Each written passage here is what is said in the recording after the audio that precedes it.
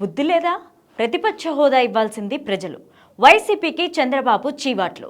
ప్రతిపక్ష హోదా ఇవ్వాల్సింది ప్రజలని చంద్రబాబు స్పష్టం చేశారు. దమ్ముంటే ప్రతిపక్ష నేత హోదా ఇవ్వాలని అంటున్న వైసీపీ నేతలపైన చంద్రబాబు మండిపడ్డారు.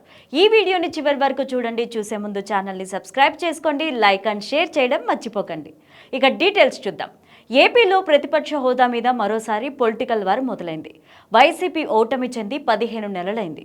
కూటమి అధికారంలోకి వచ్చింది. అయితే 11 సీట్లు మాత్రమే వచ్చిన వైసీపీ తమకు ప్రతిపక్ష హోదా కావాలని అంటోంది. ఇదంతా ఎందుకు వచ్చిందంటే, తాజాగా చంద్రబాబు అసెంబ్లీకి రండి, అక్కడ అన్ని చర్చిద్దామని వైసీపీకి సవాల్ చేశారు. దాని మీద అటు వైసీపీ గట్టిగానే రియాక్ట్ అయింది.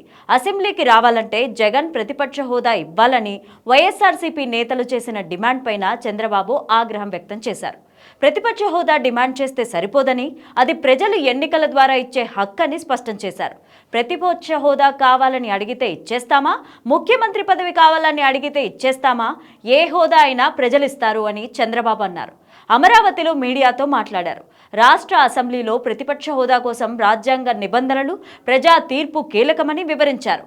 ఆంధ్రప్రదేశ్ అసెంబ్లీలో ప్రతిపక్ష హోదా అంశం ఇటీవలి సమావేశాల్లో వివాదాస్పదంగా మారింది. మాజీ ముఖ్యమంత్రి వైఎస్ జగన్మోహన్ రెడ్డి నేతృత్వంలోని వైసీపీ 175 స్థానాలున్న అసెంబ్లీలో 11 సీట్లలో ఏకైక ప్రతిపక్ష పార్టీగా ఉన్నాయని, ప్రతిపక్ష హోదా తమకు ఇవ్వాలని డిమాండ్ చేస్తోంది.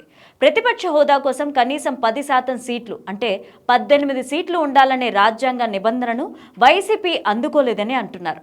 ప్రతిపక్ష హోదా కావాలని అడిగితే సరిపోదు, ముఖ్యమంత్రి పదవి కావాలని అడిగినా ఇవ్వలేం. ఏ హోదా అయినా ప్రజలు తమ ఓటు ద్వారా నిర్ణయిస్తారు. వైసీపీకి కేవలం 11 సీట్లు వచ్చాయి, జనసేనకు 21 సీట్లు లభించాయి. ఒక్క సీటు వచ్చినా వైసీపీకి హోదా గురించి మాట్లాడే హక్కు ఉండేదని అన్నారు చంద్రబాబు. ఆంధ్రప్రదేశ్ అసెంబ్లీలో ప్రతిపక్ష హోదా సాధారణంగా రెండో అతిపెద్ద పార్టీకి ఇస్తారు. కనీసం 10% సీట్లు ఉండాలనే నిబంధన వైసీపీకి అడ్డంకిగా మారింది. రాష్ట్రంలో టీడీపీ, జనసేన, బీజేపీ కూటమి 164 సీట్లతో అధికారంలోకి వచ్చింది. జనసేన 21 సీట్లతో రెండో స్థానంలో ఉంది. వైసీపీ ఈ హోదా కోసం కోర్టుకు వెళ్ళింది. ఇక స్పీకర్ ఇవ్వాలని డిమాండ్ చేశారు. కానీ చంద్రబాబు నాయుడు ప్రజా తీర్పును గౌరవించాలని, రాజ్యాంగ నిబంధనలను అనుసరించాలని సూచించారు. ప్రతిపక్ష హోదా ఇస్తేనే అసెంబ్లీకి వస్తామని చెప్పే వైసీపీ సభ్యులెవరూ రావడం లేదు. ప్రజా సమస్యల కోసం అసెంబ్లీని వాకౌట్ చేసిన వారిని చూశాం, కానీ ఇలా తమకు ప్రతిపక్ష హోదా ఇవ్వలేదని, మొత్తంగా తమ పార్టీ ఎమ్మెల్యేలను అసెంబ్లీకి వెళ్లకుండా చేస్తున్నారని జగన్ పైన పలువురు విమర్శలు చేస్తున్నారు. గతంలో అసెంబ్లీలో చంద్రబాబును 4 ఎమ్మెల్యేలు లాగేస్తే ప్రతిపక్ష నేత హోదా పోతుందని జగన్ హెచ్చరించారు. అవే మాటలను టీడీపీ నేతలు గుర్తు చేస్తున్నారు. ఇప్పుడు ఎలా ప్రతిపక్ష నేత హోదా ఇస్తారని ప్రశ్నిస్తున్నారు. ఇదిలా ఉంటే దీని మీద ముఖ్యమంత్రి చంద్రబాబు తాజాగా మాట్లాడుతూ, రూల్స్ తెలియకుండా ప్రతిపక్ష నేత హోదా అడగడమేంటని ఫైర్ అయ్యారు.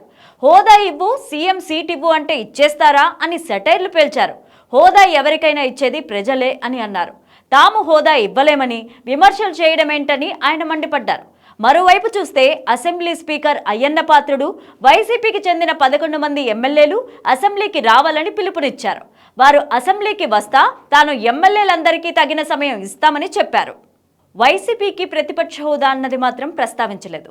జగన్ కూడా ఒక ఎమ్మెల్యేగానే సభా నిబంధనల ప్రకారం చూస్తున్నట్లుగానే ఉంది అని అంటున్నారు.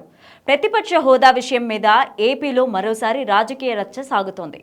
దాంతో వైసీపీ ఈసారి అసెంబ్లీకి రావచ్చు అని అంటున్నారు. నిజానికి చూస్తే జగన్ అసెంబ్లీకి వస్తారు అని ముందుగా ప్రచారం సాగింది. అయితే ఇప్పుడు జరుగుతున్న రాజకీయ రాద్ధాంతం ప్రకారం అటు ఇటు మాటల డిమాండ్లు చూస్తుంటే జగన్ అసెంబ్లీకి వెళ్లే విషయం అన్నది సందేశాస్పదంగానే అనిపిస్తోంది. ఇంకోవైపు చూస్తే వైసీపీ ఎమ్మెల్యేలకు అందరికీ అవకాశాలు ఇచ్చేందుకు సిద్ధమని స్పీకర్ చెప్తున్నారు. ఈ లెక్కన వైసీపీకి ఉన్న సంఖ్యాబలం బట్టి అతి తక్కువ సమయమే దక్కనుంది.